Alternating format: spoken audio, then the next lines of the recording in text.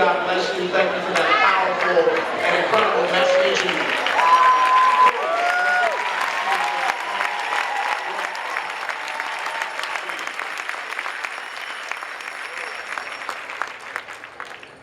And because I've been wanting to do this all morning, would you please turn to your neighbor and say, neighbor, neighbor, I'm ready to heal.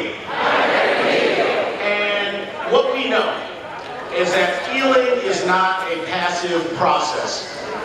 There's a saying that I'd like to modify. It has often been said that time heals all wounds.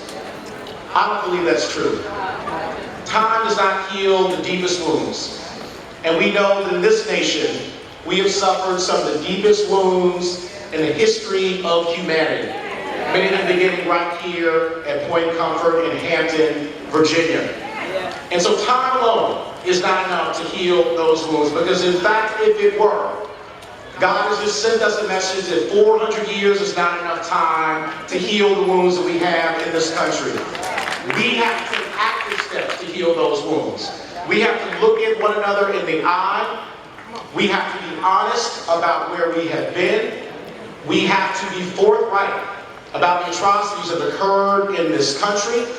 And we have to say, I am ready to do my part in the healing of this land and the soul of the United States of America. And if we do not do that, we will never have the healing that we know we deserve in this country. And so, in the very place where one of the deepest wounds ever felt by any people was first inflicted 400 years ago, as the 20-some-odd enslaved Africans were taken in chains off the White Lion and marched right here on this sacred and hallowed ground. We now have a chance to truly begin the healing for the next 400 years.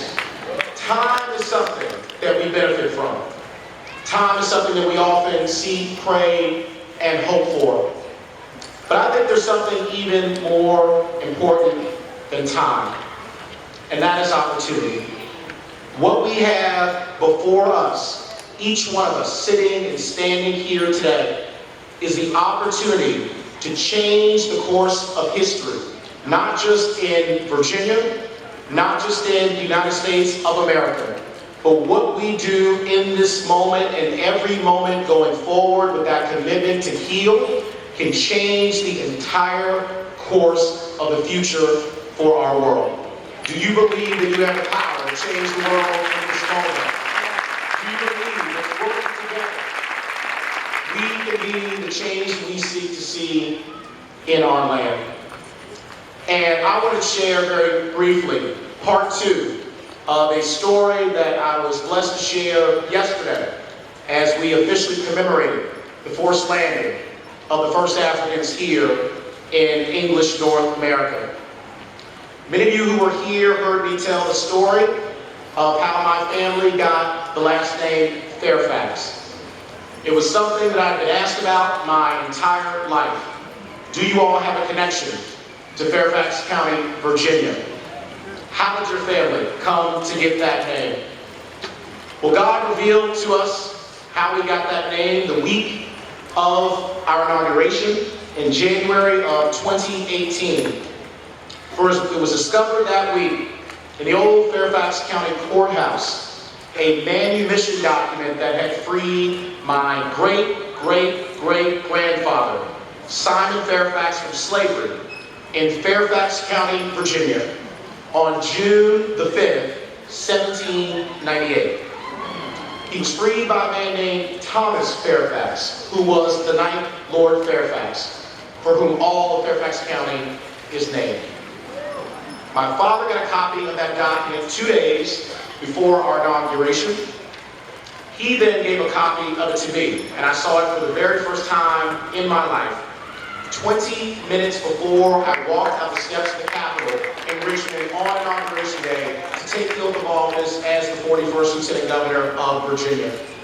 I had that document in my breast pocket as I raised my right hand, and so in that moment, 220 years later, Simon Fairfax's great-great-great-grandson was being sworn in as the #2 in command of the very same state that he had enslaved, got the bill,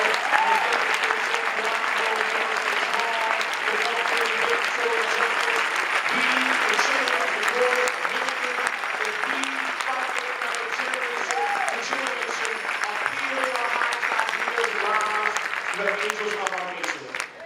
And that was not my family's story.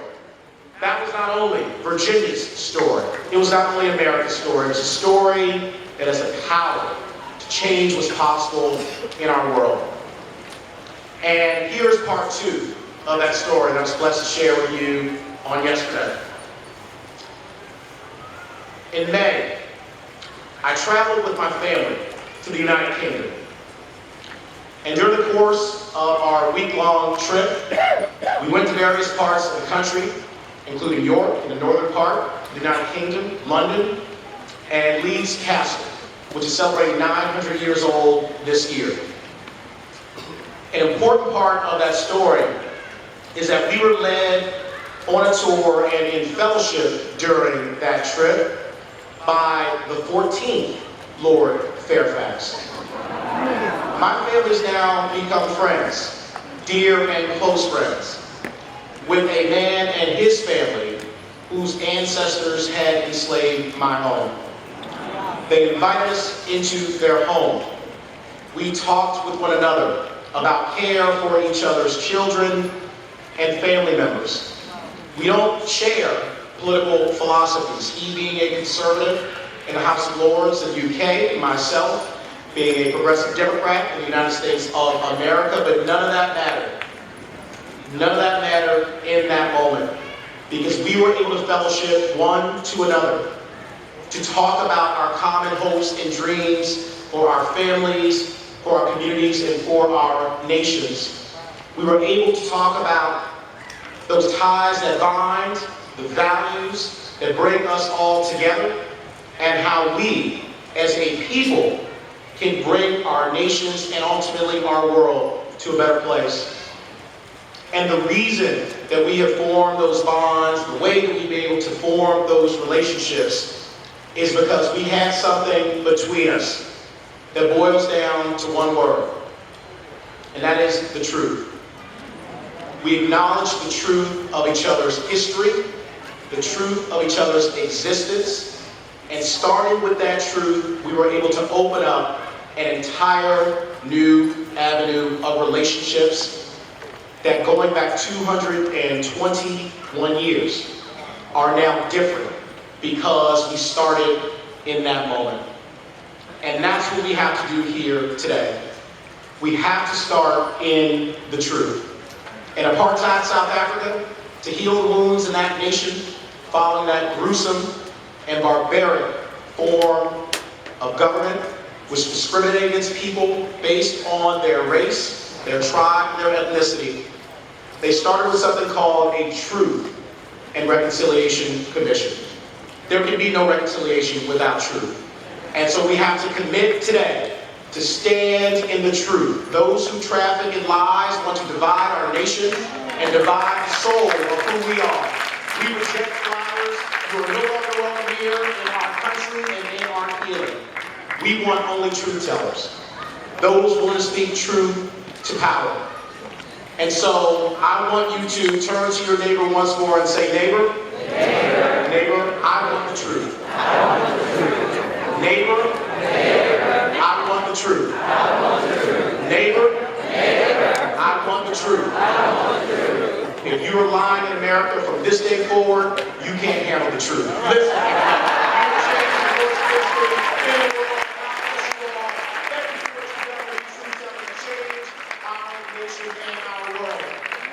And so I promise you, I will do my part as Lieutenant Governor of Virginia, working with our wonderful Governor, Ralph Northam, to continue our work here in Virginia, to be truth tellers, to make sure that we're fighting for everyone, no matter where you're born, color your skin, who you love, how you identify, what God you pray to, what zip code you live in. Virginia belongs to you.